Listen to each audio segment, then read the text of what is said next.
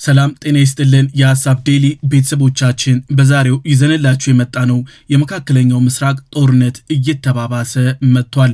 አሁን እጅግ አስፈሪ ወደ ተባለ ደረጃ እያደገ ነው። ጦርነቱን ለማስቆም የሚከብድ አስፈሪ ደረጃ ላይ እየደረሰ ነው። የኒውክሌር ኃይል ማመንጫዎች ኢላማ መደረግ ጀምረዋል።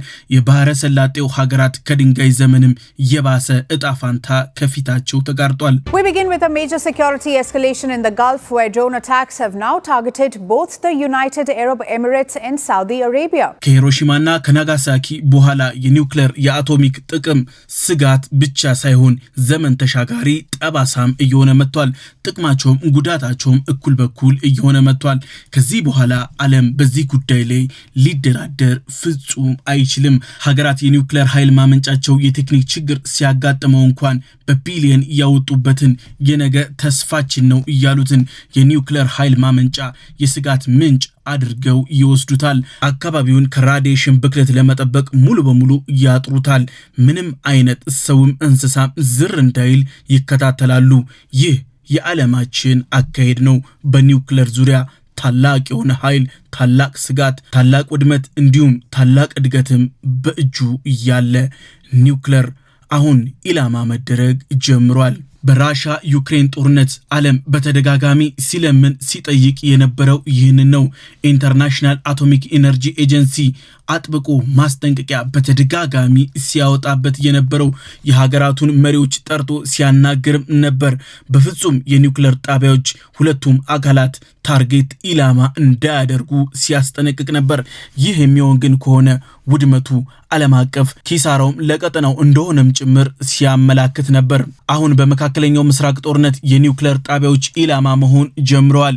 ይህ የኒውክሌር ኃይል ማመንጫዋ አሁን በድሮኖች ኢላማ እየሆነ ነው። ሳውዲ አረቢያ ተመሳሳይ እጣ ፋንታም ደርሷታል። የእስራኤል አሜሪካ ኢራን ጦርነት ከጀመረ በኋላ የመጀመሪያ የተባለው የመሰረተ ልማቶችን ውድመት አሁን ተጀምሯል።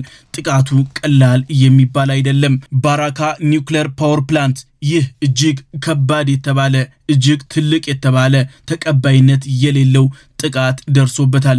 የተባበሩት አረብ ኤሚሬት የመከላከያ ሚኒስቴር እንዳስታወቁት ከሆነ ጥሰው የገቡ 3 ሰው አልባ ድሮኖች ተሳታፊ ሆነዋል ብለዋል። የኒውክሌር የውስጠኛው ክፍል ላይ ጉዳት ደርሶበታል። በኒውክሌር ሪያክተሩ ላይ ግን ምንም አይነት ጉዳት አልደረሰበትም። የኒውክሌር ጨረር ማፈትለክም አዝማሚያም አልታየም። የከፋ ተጽዕኖ በሪያክተሩ ላይ አልደረሰም ሲሉ አሳውቀዋል።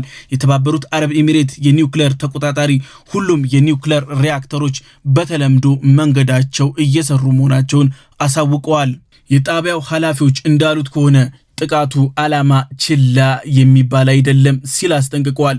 ምክንያቱም ይህ የኒውክሌር ጣቢያ ከዚህ በኋላ ተደጋጋሚ ጥቃት የሚደርስበት ከሆነ ተጋላጭነቱ እየጨመረ ይሄዳል። ጥቃቱ የሚከሰት ከሆነ በቀጠናው አዲስ ታላቅ ስጋት የሚከሰት ይሆናል።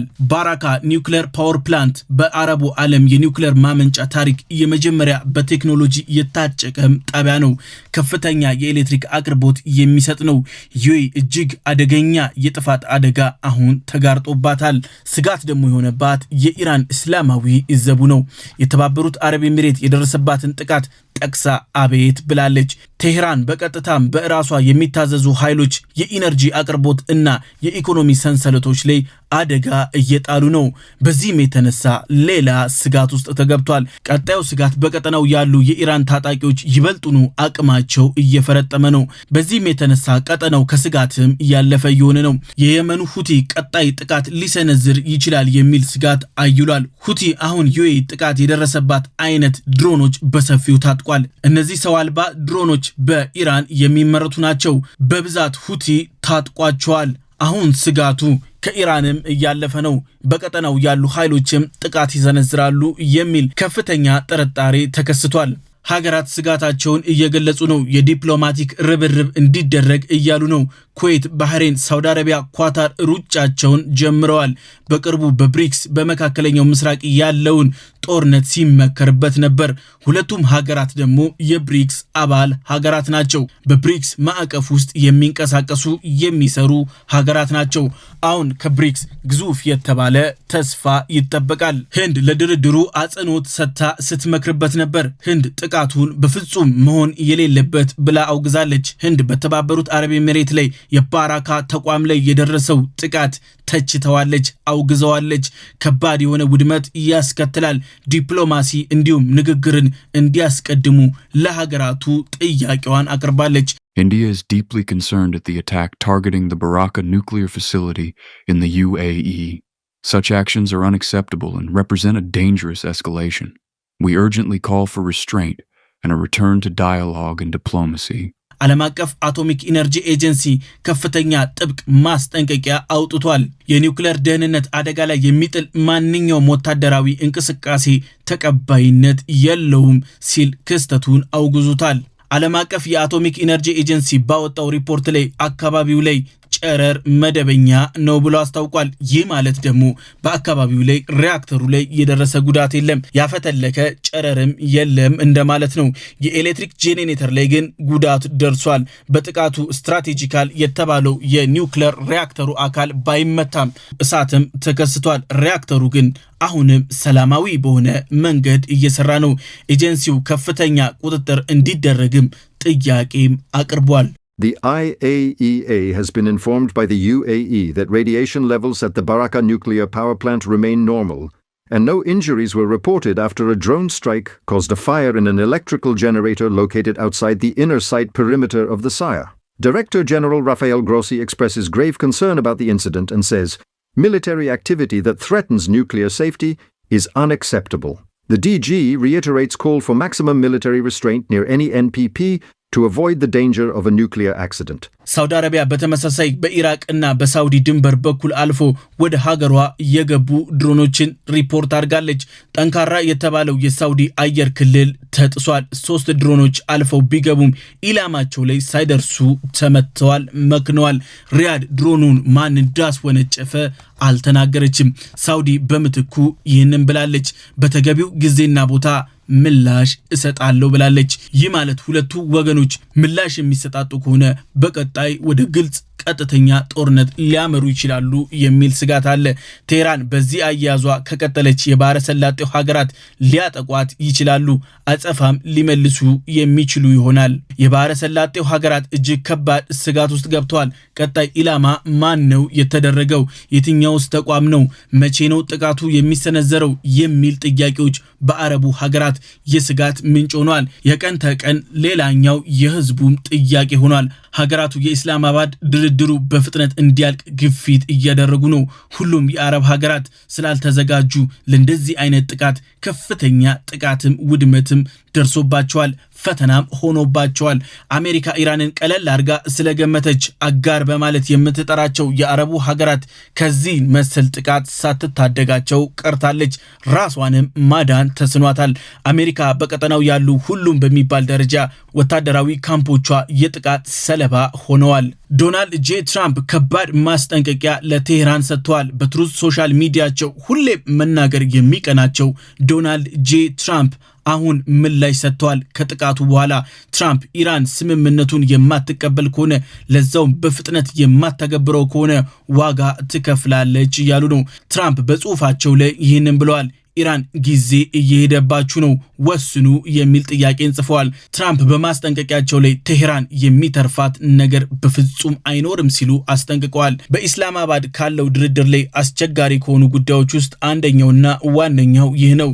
የኢራን የበለጸጉ ኒውክሌሮች ናቸው። እነዚህ ኒውክሌሮች አሁን አክቲቭ የሚባል ደረጃ ላይ ናቸው።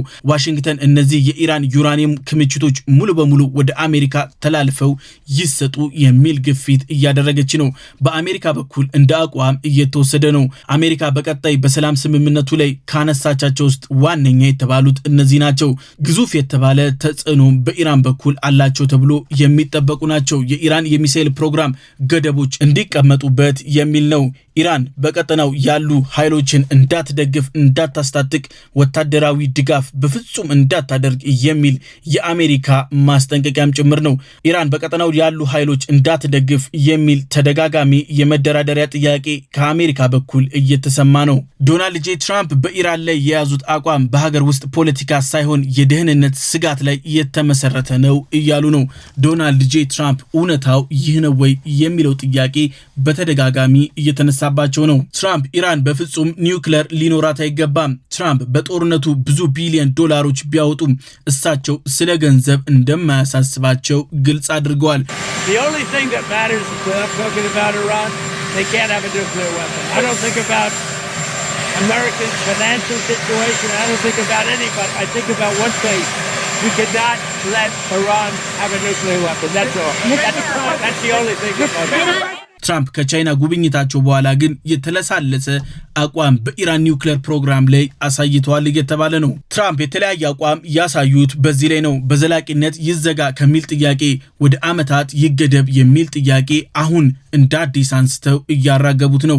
20 ዓመታት በላይ ሊገደብ ይገባል እያሉ ነው። ይህ የሚሆን ግን ከሆነ እኛ ቅር አይለንም ሲሉ አስተዳደራቸውን ወክለው ተናግረዋል። 20 years is not enough for you. It's going to be a 20 years is enough, but the level of guarantee from them is, in other words, it's going to be a real 20 years, not a... ትራምፕ እጅግ የሚዋዥቅ አቋም በተደጋጋሚ በኢራን ጉዳይ ላይ እያሳዩ ነው።